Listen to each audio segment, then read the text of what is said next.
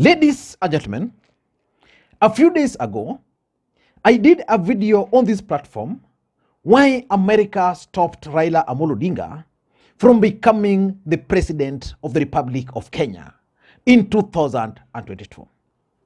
And indeed, that was not the first time they stopped Raila Odinga. And then 2 days later, Raila Odinga gave reasons why America hate him. Our recent elections were not stolen by Ruto and Gachagua. Ask yourself, if the British High Commissioner could be in a discussion group with Ruto's strategy team. I'm saying this because this is captured. It was there. Discussing strategy long before the elections. Ask yourself, the timing of the sending here of the US ambassador to Kenya. His Excellency will confirm. I had to move out of bed. I had just been operated on in August last year. I was still supposed to be out of duty. Then we got information of the tender that was being given to Smartmatic. And we tried. So it's not that we were caught unawares by Smartmatic. But at every stage, they knew what they wanted. Somebody told us that the reason why our elections were stolen, and please look at the board of Smartmatics. You'll see that a former president of the United States of America is a member of the board of Smartmatics. And is somebody some of you might even have admired. And they said, not again to have a Magufuli in East Africa. The richest continent in terms of resources is also the poorest. Why? Because true African democrats who believe in Africa and using African wealth for the benefit of the African people have not been able to get power to do so. And the international monopoly capital is not comfortable. The right wing that has always been in collision with the international monopoly capital is always there. We know that. God has told you what has happened here. The right-wing coup d'etat, electoral coup d'etat that took place on the 15th of August. So the chairman of the Electoral Commission running like a thief to go and announce the results. And the bigger part of the commission is saying, no, these are not the results. The international community cannot condemn that kind of action. Some people have forgotten this. So many of our youth today don't know what happened in this country. They don't know. They call themselves hustlers. Because they don't know. This ignorance and it actually serves the interests of the regime in power to suppress these historical facts. And for those who watched that particular analysis, I gave several reasons why America stopped Raila Odinga's presidency. One of the reasons I gave was the Russia-Ukraine conflict. America want people who they are sure with. Raila Odinga having studied in Germany, Raila Odinga's father having sided with the East was not the option for them at this critical hour. I also gave Raila Odinga's clean record because Americans would want someone they can easily manipulate. I also gave reasons like his brand of politics. But in this video today, I want us to look at 5 things which I strongly believe Raila Odinga must do as a matter of urgency moving forward to appease the America, whether he's going to run for the presidency in 2022 or not. Because the truth of the matter is that whether Raila Odinga will be on the ballot or whether he will not be on the ballot, he will still have influence in Kenyan politics. He can still control who becomes the president of the Republic of Kenya. But what can he do? Before we get into all those details, In case you are watching this channel for the first time, I want you to take a second or two, click that subscribe button so that next time we produce a video like this, YouTube will automatically notify you. And to the subscribers, I want to continue thanking you guys for your continued support, because without that support, this channel cannot be where it is. Let me be a bit brief. What do you think Raila Odinga can actually do to appease the America? In 2007, Raila Odinga clearly won the presidency. But Mwai Kibaki ended up being the president of the Republic of Kenya because Americans were not comfortable with Raila Odinga.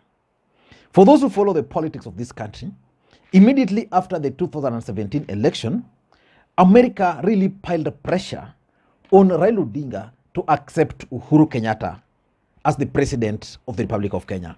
Indeed, the handshake was actually brokered by the American government. And as Kenyans were heading towards 2022 election, for me and many Kenyans, there was a strong feeling that Raila Odinga had actually hacked it this time, that the America were going to support his bid. But along the way, the Russia-Ukraine conflict emerged. And that's basically what changed the equation for Raila Odinga. And America had to really impose their will on Kenyans. But what 5 things can Raila Odinga do? For me, the first thing Raila Odinga should do is to stop lamenting. There is no need for Raila Odinga to continue blaming America, to continue blaming Chebukati, to continue blaming any other party involved. What I strongly believe Raila Odinga should do is to hire a lobby group as a matter of urgency in America. Then that lobby group will help Raila Odinga identify the beef, understand the beef why America government, or America for that matter, is not comfortable with his presidency. And once that lobby will come up with that understanding, then they can come up with approach. How are they going to approach the 2027 election? How is Raila Odinga going to mend fences? How is Raila Odinga going to convince these people that indeed he is not the person being projected? Remember, Americans are capitalists.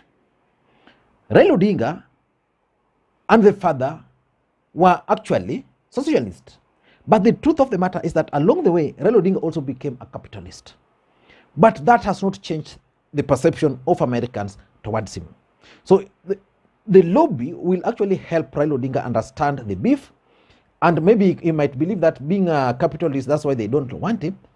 So they'll understand the beef. Once they understand the beef, then a strategy can then be developed. Otherwise, this idea of making noise will not take Raila Odinga anywhere. So that's the first thing he must do.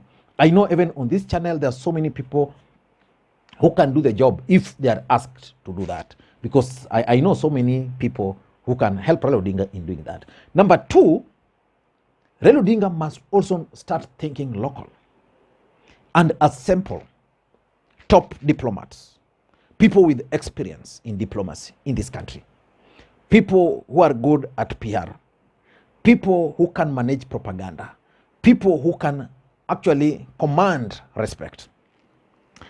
A story is told how Sally Kosgei was instrumental in breaking the 2007 peace accord, because Condoleezza Rice and Sally Kosgei were classmates at some point. They've been working together, so it was easy. So I know Raila Odinga can assemble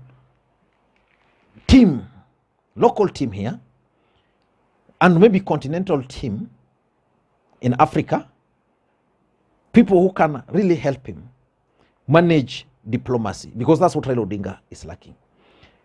I'm trying to figure out Raila Odinga's strategy, international strategy, in the last election. I'm not seeing any. For William Ruto, he realized that he needed that international support. So William Ruto appointed Ababu Namwamba as head of his foreign relations, which was lacking in Raila Odinga's campaign this time. And Ababu Namwamba went outside there. Most people were not understanding the role of Ababu Namwamba.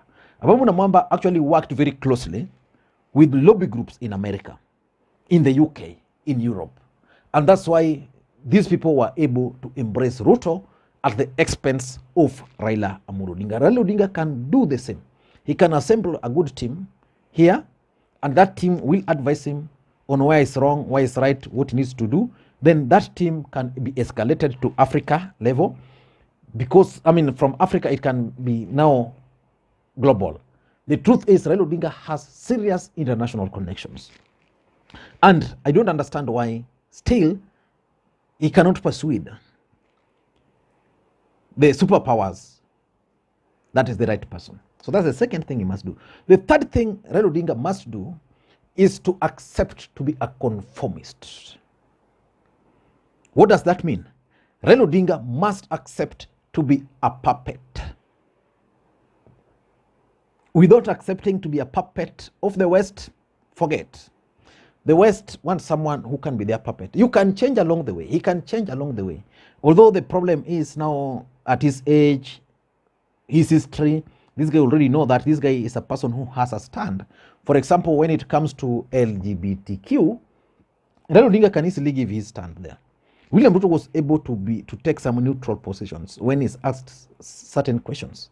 So for me, Raila Odinga must start accepting that he can be a puppet. Like, for example, if there's a conflict like the Russia, Ukraine, and America, Raila Odinga can get in and support America. What's wrong with that? Then those guys will start working with him. When it comes to things like global warming, he can side with them. I mean, and lastly, he must also rebrand as a statesman. This one he has done successfully, but in terms of peace. Raila Odinga had reached a point where he was being compared to Nelson Mandela. He ought to have maintained that same level. But when Raila Odinga now comes down and interferes with the local politics, you know, the international media follows. When he comes down and start exchanging, for example, with small people here and there. So for me, Raila Odinga needs to rebrand again as a statesperson, as a statesman. I don't know what you think, but I think another thing which can help him is start organizing those lectures, meet those think tank groups, organize lectures in America, in the UK. You know, Raila Odinga, for me, if I were him today, I would have taken 3 months off from politics and go for a holiday in the US. And during that time, you can lecture people, you can give lectures, think tanks group, meet them, meet the lobbyists. And when he comes back, he will be fresh. I don't know what to think, but for me, those are the 5 things which Raila Odinga needs to do. Thank you guys, and may you have a good day. Bye-bye.